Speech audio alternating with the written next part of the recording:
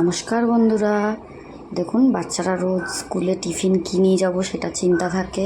আর রোজ bread jam বা sandwich নিয়ে যেতে চায় না, তাই একটু অন্যরকম বানিয়ে দিলে ওদের ভীষণ ভালো লাগে খেতে। তাই আমি আজকে একটু অন্যরকম একদম টিফিন বানাচ্ছি। দেখুন ভীষণ মজার সঙ্গে ওরা খাবে, ভীষণ ভালোবেসে। তো আমি এটা ভেজ বানাবো, আপনার চাইলে নন ভেজ বানাতে পারেন। তো দেখুন আমি ব্রেড নিয়ে নিয়েছি 5-6টা মতন, আর এর মধ্যে আমি সবজিও দেবো যাতে ওদের সবজিটাও যায় শরীরে, আর ওরা যেন হেলদিও হয় এবং খেতেও যেন টেস্টি হয়, সেই সব দিকটা আমি খেয়াল রাখছি। তো আমি অল্প একটু গাজর নিয়ে নিয়েছিলাম, অল্প একটু ক্যাপসিকাম নিয়ে নিয়েছিলাম, নিয়ে দুটোকেই আমি গ্রেট করে নিচ্ছি। তো আপনারা পুরো ভিডিওটি দেখুন, আশা করি আপনাদের ভিডিওটি খুবই ভালো লাগবে। এবং ভিডিওটি ভালো লাগলে অতি অবশ্যই লাইক কমেন্টস এবং একটা সাবস্ক্রাইব করে দেবেন প্লিজ। আর ফেসবুক থেকে দেখলে একটা ফলো করে দেবেন। তো আপনারা দেখুন, যাদের ঘরে বাচ্চা আছে, তাদের স্কুলে যায়, বাচ্চাদের টিফিন দিতে হয়, তাদের আশা করি খুব উপকার হবে। তো অবশ্যই আপনারা পুরো ভিডিওটি দেখুন। তো আমি ওগুলো গ্রেট করে নিয়ে নিয়েছি, আর এর মধ্যে আধখানা আলু সেদ্ধ দেব। তো এগুলো দিলে কিন্তু ওদের পেটটাও ভরবে আর ওদের শরীরটাও হেলদি থাকবে। আর আমি এটা ডিপ ফ্রাই করবো না, তাই সব দিক থেকেই ভীষণ হেলদি। তো এর মধ্যে আমি দিয়ে দিলাম গোলমরিচের গুঁড়ো, আর পিনাট দিয়েছি, মানে বাদাম দিয়েছি, একটু গ্রেট ভাঙা ভাঙা মতন করে নিয়ে দিয়েছি। আর আপনারা চাইলে কাঁচা লঙ্কা দিতেই পারেন বা নাও দিতে পারেন। আর নুন দিয়ে আমি এটাকে মাখিয়ে নিচ্ছি ভালো করে। তো এটার মধ্যে চিজ দেবো, তো এই জন্য এরা আরও খুব ভালোভাবে খাবে। তো যাদের বাচ্চারা দুধ খায় না বা দুধের যে পুষ্টিটা সেটা পায় না, একটু আধটু চিজ দিলে কিন্তু সেই ঘাটতিটা মিটে যায়। তো মাঝে মধ্যে একটু দেওয়াই যেতে পারে চিজ। তো আমি এরকম মাঝে মধ্যে এইরকমভাবেই দিই ওকে, স্যান্ডউইচের মধ্যে বা এরকম ব্রেড রোল করলে সেভাবেই আমি বানিয়ে দিই।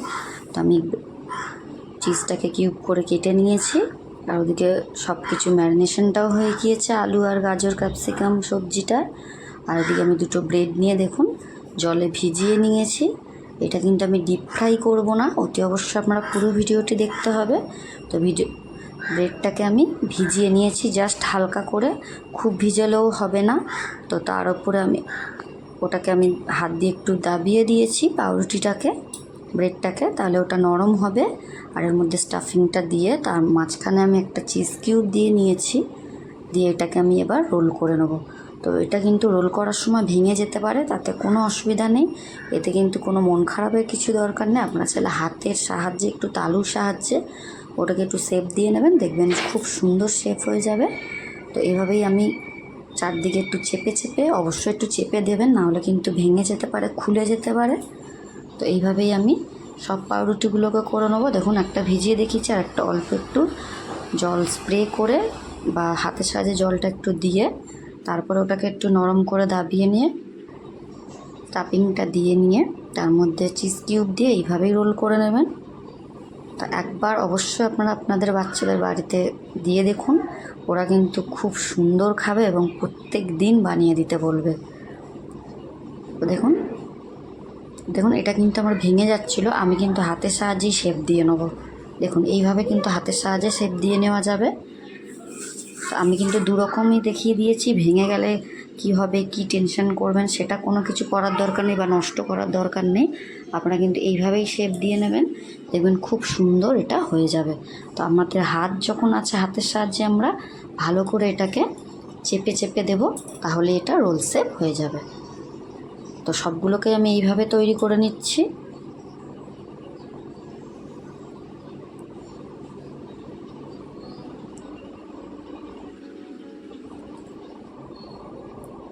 দেখুন আমি কিন্তু পুরো আমি যেভাবে করেছি ঠিক সেইভাবেই আমি আপনাদের দেখিয়েছি। তো দেখুন, আর যারা পেঁয়াজ খাবেন অন্য দিনে বা পেঁয়াজ দিতে পছন্দ করেন, তাহলে কিন্তু এর মধ্যে একটু পেঁয়াজ কুচিও দিয়ে দিতে পারেন।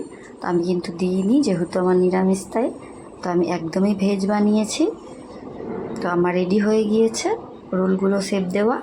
তো এবার আমি একটা ফ্রাইং প্যান দিয়ে নিয়েছি, এটাকে আমি ডিপ ফ্রাই করব না, হালকা শ্যালো ফ্রাই করব, একদম সেঁকে নেবো, একটু টাইম দিয়ে করতে হবে। তো আমি এর মধ্যে 1 চামচ বাটার দিয়ে নিয়েছি, এতে কিন্তু গন্ধটাও ভালো হবে, খেতেও খুব সুন্দর হবে এবং টেস্টি হবে। তো বাটারটা দিয়ে নিয়ে তার উপরে আমি ব্রেডের রোলগুলো দিয়ে নিচ্ছি। দেখুন এটা কিন্তু একটু টাইম করে একটু সেঁকে নেবেন, খুব জোর 5-7 মিনিট লাগবে এটাকে শিখতে, কিন্তু লো ফ্লেমে করবেন। তো ওর ওপর দিয়েও আমি একটু করে বাটার দিয়ে নিয়েছি যাতে কালারটা এবং খেতেও ভালো লাগে, টেস্টটাও ভালো আসে। তো এর ওপরে আমি আবার দিয়ে নিয়ে উল্টে পাল্টে এইভাবে একটু টাইম দিয়ে ভেজে নেব। ডিপ ফ্রাই করলে কিন্তু অনেক সময় বাচ্চাদের শরীরের পক্ষে এটা ভালো নয়, ডিপ ফ্রাইটা। তো অবশ্যই আমি একটু ডিপ ফ্রাইটা অ্যাভয়েড করে চলি, তো যতটা সম্ভব এইভাবে করি। তো দেখুন এর মধ্যে আমি দিয়ে নিয়েছিলাম বাটার, তো কালারটাও খুব সুন্দর এসেছে এবং ক্রিস্পি হয়ে গেছে, কিন্তু একদম নরমও হবে। ভীষণ সুন্দর খেতে হয়, ভীষণ হেলদি। অবশ্যই আপনারা একবার বাড়িতে ট্রাই করবেন। দেখুন এইভাবেই আমি উল্টে পাল্টে পুরোটা ভেজে নিচ্ছি, নিয়ে আমি মেয়ের টিফিন বক্সে দিয়ে নেব। তো হয়ে গিয়েছে আমার ভাজা, কালারটাও খুব সুন্দর হয়েছে, গন্ধটাও কিন্তু দারুণ বেরিয়েছে। তো এভাবেই আমি সবগুলোকে ভেজে মেয়ের টিফিনে রেডি করে নিলাম। আপনারা জানাবেন কেমন হয়েছে। আপনারা সুস্থ থাকবেন, ভালো থাকবেন, দেখা হবে আপনাদের সঙ্গে পরবর্তী ভিডিওতে। টাটা।